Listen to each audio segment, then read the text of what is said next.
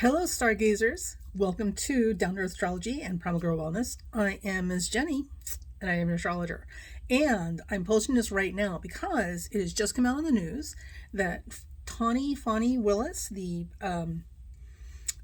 Attorney General person, I should follow this closer, right?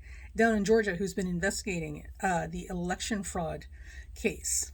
Right, I only need 119,000 votes. You know what I'm talking about? Well, apparently they've finished their work, and now, today, as Mars is going direct, they're making a decision about who, how many, and when they will indict for election meddling and fraud, which is a very big deal. And in particular, and specifically, 45 is the target because we've got audio recording and documented evidence. This is exactly what's trying to interfere with the election and commit election fraud, all sort of stuff. Anyway, so naturally, the first thing I did was run to the chart to pull up his chart to see what was going on, because Mars is going direct as this announcement is coming out, right? Because she's officially done. Now they're going to move. Mars is direct. Now things are going to start moving. Well, kids, Mars is going direct at 8 Gemini in his 10th house. Now, normally this is not a really impressive thing. Like, Mars goes retrograde and direct in these houses all the time. It's not that significant. But for him, this is going to be pretty significant. And this particular case apparently is very significant. So there's a whole lot going on here. Above and beyond just a simple, jaywalking ticket, right? So Mars goes direct at 8, or is going direct at 8 in his 10th house. Now, if you look at his chart, you're not going to see a lot of, you're just not going to see a lot of anything, right? Other than it turning direct in his 10th house. However, it is turning direct in his 10th house, semi-sextile, his Mercury. And this is important because, one, this is going to give you guys an opportunity to learn how semi-sextiles work when they're in transit. The other is that it is an exact semi-sextile, which makes this particular station extremely important. Okay, and remember, the 10th house is the house of reputation, public standing, your status in life, your status in society. This is the house that Mars is going direct in, and now the marching orders have begun in his 10th house.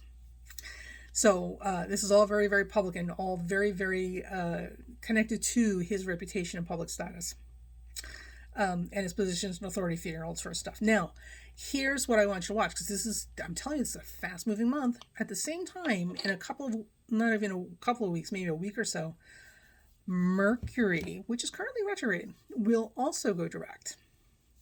Mercury will go direct at 8 Capricorn. The same degree that Mars is going direct, Mercury is going direct. And when Mercury goes direct at 8 Capricorn, it will exactly oppose his natal Mercury in the 11th house. And again, typically these things are not that big a deal. I mean, Mercury is a minor planet, doesn't really have a whole lot of anything going on. But we know that this particular legal case is huge. This might be the first of many missiles. They're going to sink that ship, all right? But this is the big one. This is the big whopper. Now, here's what I want you guys to think about and watch what's happening with him and how this plays out. If he is Virgo rising, like I keep telling people he is, that means that Mercury is his chart ruler. That means this Mars going semi-sextile on the exact degree that his Mercury, or chart ruler, is sitting at. This is important, right? This is a significant Mars station direct, and activities occurring under this are extremely significant.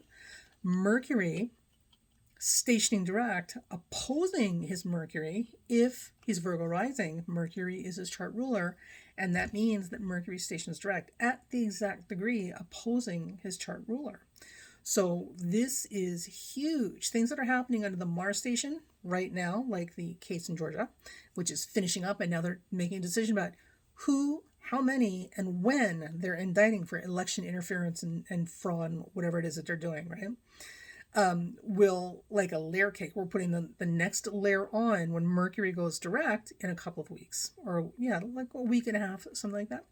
So watch this space. So for those of you who are not a fan of, 45, this is juicy. This is so juicy.